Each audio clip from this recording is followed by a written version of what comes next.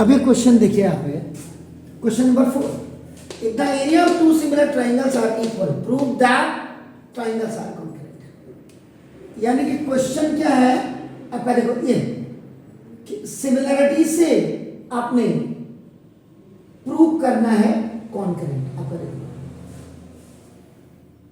Concurrency you have read in 9th class, देखो ये 9th class में आपने पढ़ी, और सिमिलरिटी आप पढ़े 10th क्लास में। आपका देखो कॉम्बिनेशन पहले तो देखिए।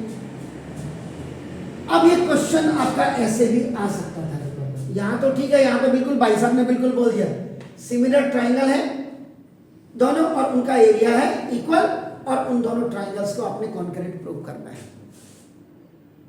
ये तो बात बिल्कुल जेन्युइन है। अगर यही क्वेश्चन ऐसे आ जाता, देखिए आप करो prove that equal and similar triangles are concurrent, तब तो कईयों की हालत खराब थी। ये जो 1 और 2% जो हिंदुस्तान में रिजल्ट देता ना, मैंने बोला जो टॉप लेवल के बच्चे होते हैं जिनको रिग्रेट होता है, और किसी भी स्कूल किसी भी बोर्ड पे वो ही करते हैं, मेरे 100 क्यों नहीं आए, आपने ये सवाल गलत लिखा था सर, बोर्ड में ये क्वेश्चन पेपर में ये क्वेश्चन था, इसलिए आपका नाम आपको लीनियंट मार्किंग करनी चाहिए थी। उनके बेनिफिट में सब बच्चों को वो मार्क्स मिल जाते हैं। नाउ देखिए दिस इज, अब आपका देखो ये है, now you have to make a figure. तो सबसे पहले देखो आपका ना दिस इज, ये क्वेश्चन ऐसे भी आ सकता था। देखिए आपका नाम, तो देखो अब आपका क्या हो गया सर, ये ट्राइंगल बनाइए, सिमिलर ट्राइंगल, ये आपका नाम this is the ABC, similar है तो that is the photo state copy, that is the xerox copy, but the size is concurrency. जिस बच्चे को जहां पे आपका कॉन्ग्रुएंट होगा तो वहां पे आपका देखो सेम साइज याद रखिएगा, और जहां आपका ना सिमिलर होगा वहां पे same shape but different sizes.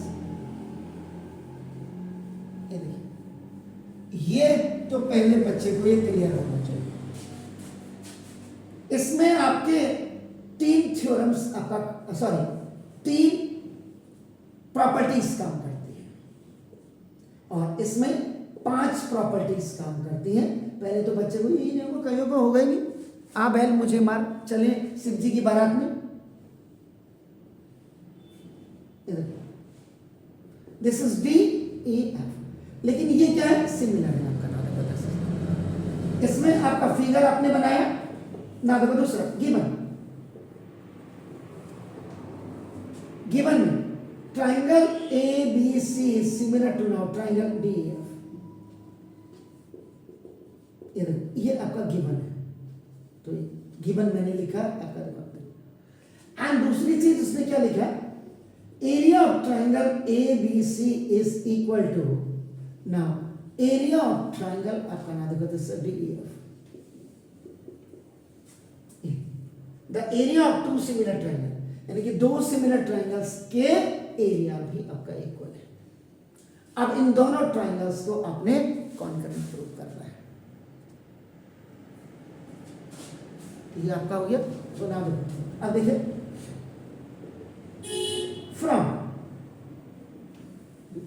Equation number 1 से देखिएगा triangle ABC is similar to now triangle DEF है। ये ऑलरेडी आपका गिवन है, दोबारा लिख रहा हूं, इट्स फॉर योर नॉलेज, आपका नाम पता है। इसका मतलब क्या हुआ कि area of triangle ABC over area of triangle DEF is equal, ये है सर आपका नाम। तो देखो इसका बेस ले लेते, बेबी को बेस पसंद है, देखिए ये दिस इज, ये आपका देखो थर्ड आपका इक्वेशन। यहां पे आपने क्यों किया, when 2 triangles are similar so the third theorem आपकी जो है आपके हिसाब से थ्योरम नंबर 3, थ्योरम नंबर 3 क्या है? The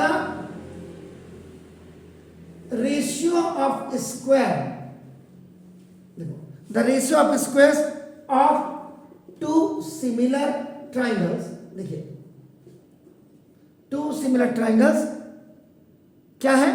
is equal to the ratio of their square, ratio of squares of their corresponding sides. Check कर लीजिएगा कहीं गड़बड़ तो नहीं। The ratio of the squares, ये देखो क्या है यहां पे, अब देखो यहां पे क्या मिसप्रिंटिंग है? The ratio of a, the ratio of area of, area, the ratio of area of two similar triangle. अब आपका देखिए ये थ्योरम आपकी कोट करनी थी आपने, देखिए ये हो गया जरा।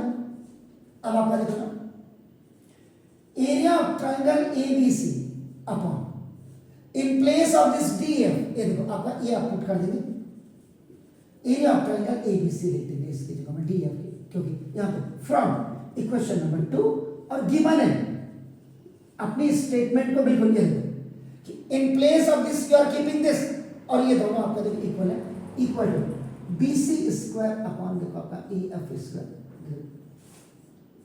कैंसिल हो गया वन टाइम, तो देखो तो BC square upon AF square is equal to आपका ये 1 आ गया, तो देखो तो बीसी स्क्वायर इक्वल टू देखो आपका एएफ स्क्वायर आ गया, देखे ना, तो ना तो therefore BC is equal to AF. अब जरा आप देखिए ये सिमिलर ट्रायंगल था, तो देखो angle A is equal to angle D था, ये देखो एंगल ये था और आपका ये देखो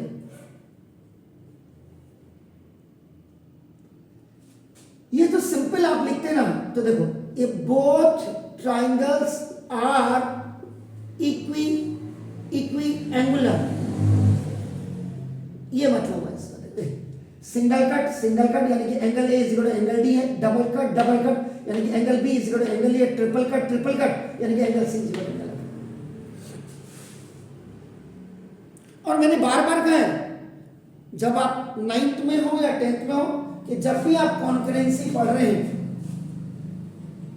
साइड में कोई फर्क नहीं पड़ता है, कोई भी साइड आपका एनी टाइम आपका आप, लेकिन जब आप एंगल साइड एंगल ले रहे हैं तो यहां फर्क पड़ता है, एंगल साइड ले रहे हैं तो यहां फर्क पड़ता है, और आपका ना देखो साइड एंगल साइड ले रहे हैं तब फर्क पड़ता है, और जब आपका आरएचएस रूल लिख रहे हैं तो फर्क पड़ता है। अब आप कहेंगे जो मेरा वीडियो देखेगा फर्क क्या पड़ता है, यानी कि पहले राइट एंगल लिखना चाहिए, तब हाइपोटेन्यूज लिखना चाहिए, तब साइड लिखनी चाहिए। यहां पे पहले जैसे ये साइड आई तो फिर उसके बाद ये एंगल आएगा, फिर ये साइड आएगी। अगर एंगल तो पहले ये एंगल आएगा, या ये एंगल के साथ ये, या इसके साथ ये, यानी कि पहले एंगल ये दोनों एंगल तब साइड आएगी, या दोनों एंगल तब ये साइड आएगी, या दोनों एंगल ये साइड आएगी।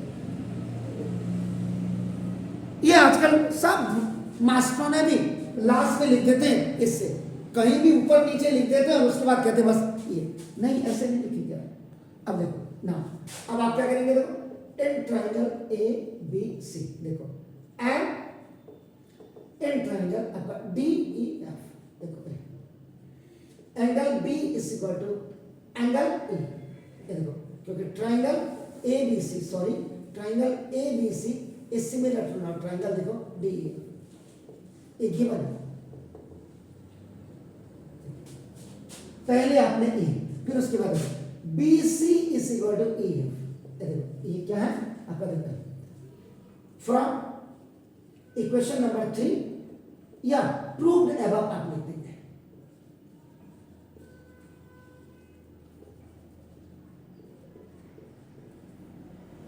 कई खुराफातों के दिमाग में आएगा सर प्रूव्ड अबव कहिए तो नीचे है, अबे मूर्ख मैंने तो यहाँ तो इसके नीचे लिखेगा ना, प्रूव्ड पीछे वाले पेज में है, हाँ ना देखो और angle C is equal to आपका एंगल एफ ए, या triangle A B C is similar to now triangle D E F आपका ए गिवन। देखो एंगल साइड एंगल, देखो एंगल साइड एंगल, देखो एंगल साइड एंगल, ये देखिए। तो dear for देखो triangle A B C is concurrent to now triangle देखो D E F, this is the proof.